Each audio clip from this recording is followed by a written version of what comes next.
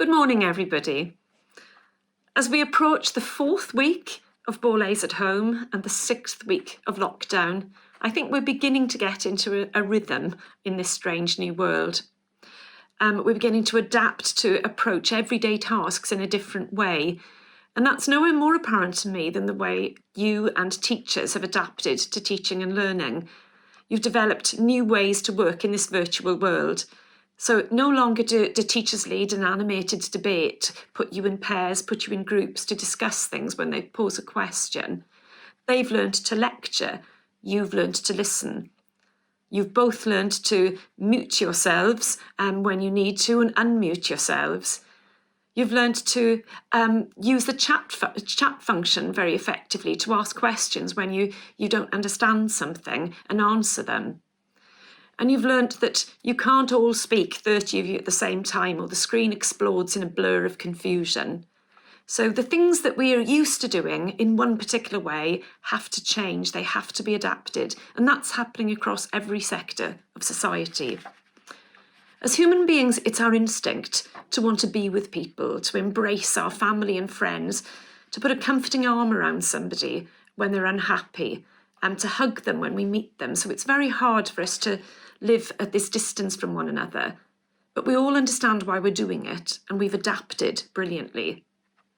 My thoughts and best wishes go out to you all as Borlasians who are worried about family and friends who are unwell, and who have family and friends who are working as doctors and nurses and carers, doing a brilliant job. I thank them all and I wish them all the very, very best. Most of you are not able to see grandparents and people who are really important to you in this difficult time, and you have physical separation from them. But in that same way, by that same token, you've adapted, and I've said it before, isn't it great to see across the generations the way people are using Zoom and Google Meet to have social functions and to be able to keep that social contact. I love the creativity that's emerging from it. I particularly enjoyed listening to the Rolling Stones the other evening, seeing all 4 of them live and performing together in my living room. And I'm delighted that Mr. Mile has brought Cantorum together for a virtual rehearsal.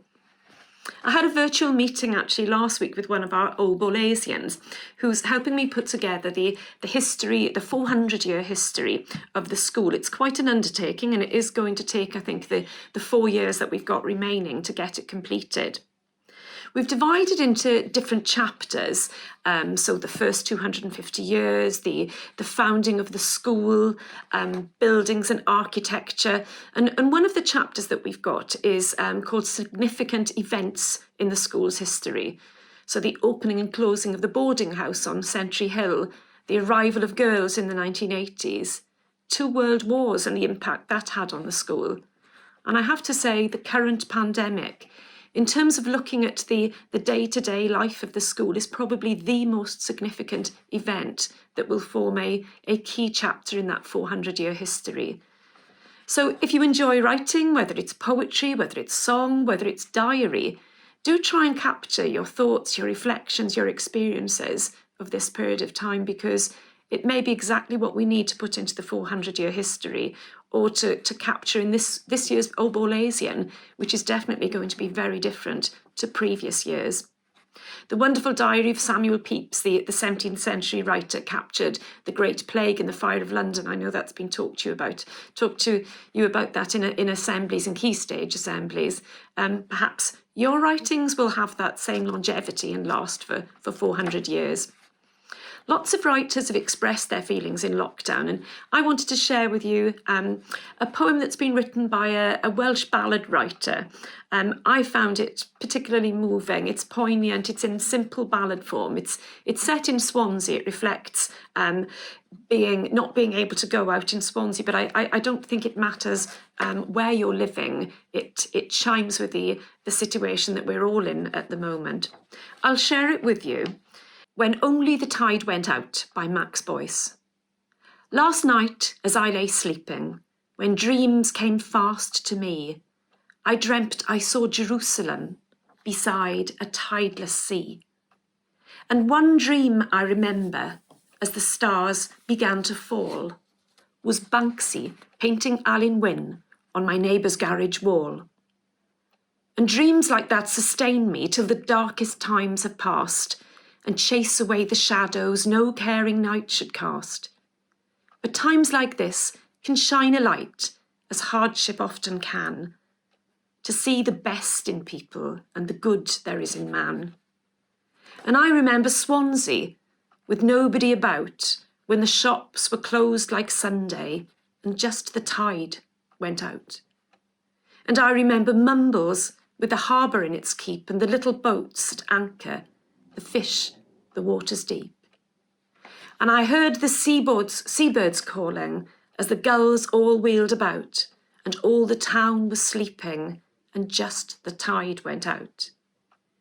And when these days are over, the memories will remain of when children painted rainbows and the sun shone through the rain, and the doctors and the nurses who stretchered all the pain, and I hope the carers never see the like of this again. And I prayed last week for Boris as he knocked on heaven's door, and I thought of voting Tory, which I'd never done before. And though the sun is shining, I've no immediate plans, so I'll write a song on staying in and how to wash your hands. And when all this is over and this fragile world survives, I hope that God is caring now for the ones who gave their lives. And I pray we'll find an answer, for my faith is cast in doubt, and God draws back the heavens and all the stars come out. And I'll remember mornings with nobody about, when the shops are closed like Sundays and just the tide went out. I think many of you would enjoy writing your own reflections. I know I will. I'm going to have a go at writing something. As I said to you last week, when you walk around the cloisters, it's eerily silent at the moment. And I think it would be lovely if people can capture what's going on in their own lives at this point. But on a very positive note, there is activity going on at Borlase, and I promised last week I would share it with you. So I've got a little film here to prove it of the diggers. They've levelled the land now for the sports hall, and the hockey pitch is about to be laid. It should be ready in about 4 weeks' time. This period will come to an end and will be part of the next chapter, leaving Borlase at home and going back to school.